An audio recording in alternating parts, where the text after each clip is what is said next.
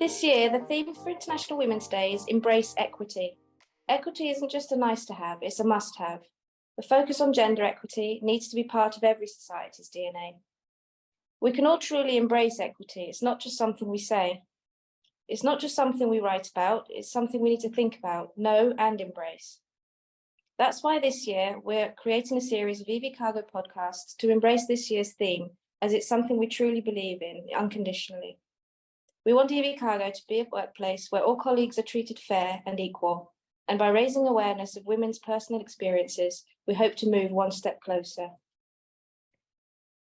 I'm Tineke de Vries, working as a branch supervisor in Brussels at EV Cargo, and I'm delighted to introduce today's guest, Vanessa Stroobans. Hi. Thank you for joining me today. You're welcome. First of all, I'd like to know your route into logistics and how you came to work here and for the industry. What did you want to be or do when you were younger? Okay, so when I was younger, I used to work in the diamond industry in Antwerp as a secretary.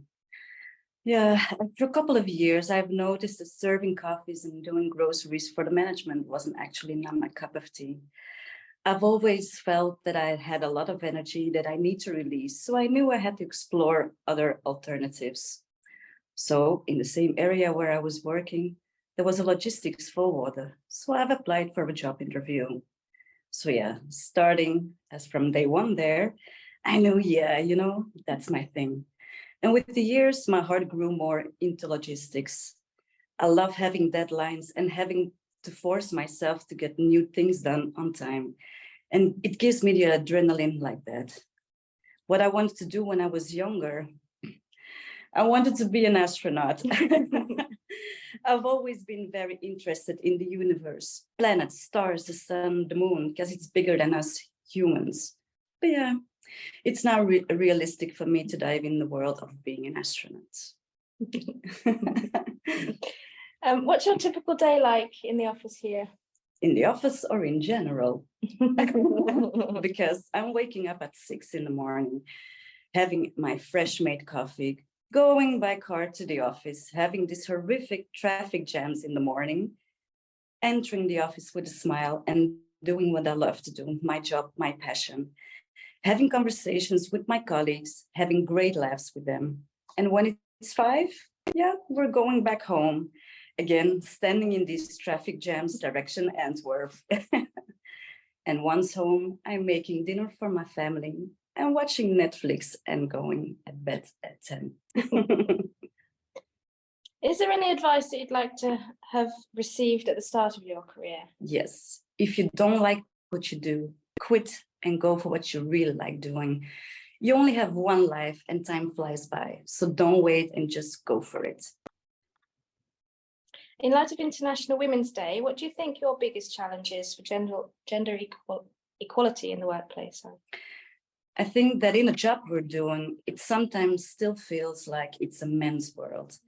And I think after all, because in the end, we're all human and we are doing the same thing, working together as one. So there is no need to have the feeling of being less than a man because you're only a woman. The theme this year for International Women's Day is Embrace Equity. What does equity mean to you? The women are equally being respected in what they're doing, having the same rights, even in work or business relations, and most of all, in having an opinion, and that people listen to that opinion. So yeah, equity recognizes that each person has different circumstances and allocates the exact resources and opportunities needed to reach an equal outcome. Has there ever been a situation inside or outside of work where you felt that maybe you haven't received these exact resources or opportunities that you needed to succeed? Yeah, actually I do. It was at my previous job. I had a feeling that as being a woman, you have to prove yourself more than a man, and that you have to fight for recognition of having your own opinion. Also, as a woman, and if you have a better job position than a man, you feel the jealousy. I have experienced it myself in the previous job, and then they will do anything to get you out of the picture.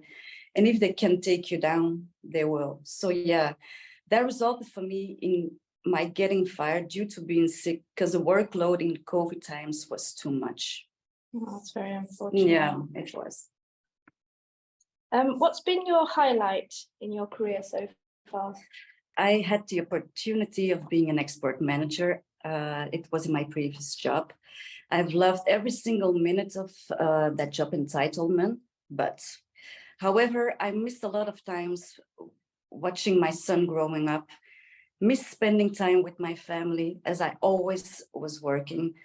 But for me, I've grown as a person. It made me a stronger person.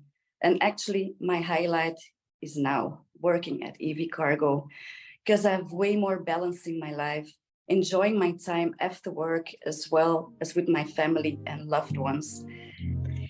Who inspires you? Is there anyone you look up to inside or outside of work? This might sound a bit strange. My biggest role model is actually my father, because I think he's the most strong man I know. But if you think of a strong woman that I look up to, I think it would be Lady Gaga, as singing is my passion. And I think Lady Gaga, she just shows herself as she is. She isn't afraid to show her flaws, her strange choices of dressing. It shows that it's okay to dress for yourself and not for showbiz. And that's okay to be odd in a way. Doesn't care what other people think of her. Her lyrics are untypical as other singers. She supports the LGBT community. She's just one of a kind. There is no one like her. So yeah, I admire her for this as an artist. And also, I think it's about time that people should be appreciating her phenomenal voice more. So simple. She's a strong, self-made woman, and I admire her for that. I understand that you admire her. I recognize a lot of that in you. Finally, to conclude, what 3 tips would you give any woman aspiring to be in freight forwarding? It's simple. Be you, be proud of who you are, embrace yourself, and do not settle for less. Thank you. Thank you very much for making time for us in your busy schedule as well. I wish you all your best in your future career as a freight forwarder and, of course, at EV Cargo. Yeah. That brings us to the end of our podcast. I would also personally like to thank EV Cargo for the opportunities it's given us in this business. As Vanessa mentioned, this sector used to be a predominantly male industry, but it's nice to see that a shift is happening and we're making a difference as strong women in this business. I would also like to thank all of our listeners for joining me today, and I wish you all a great day.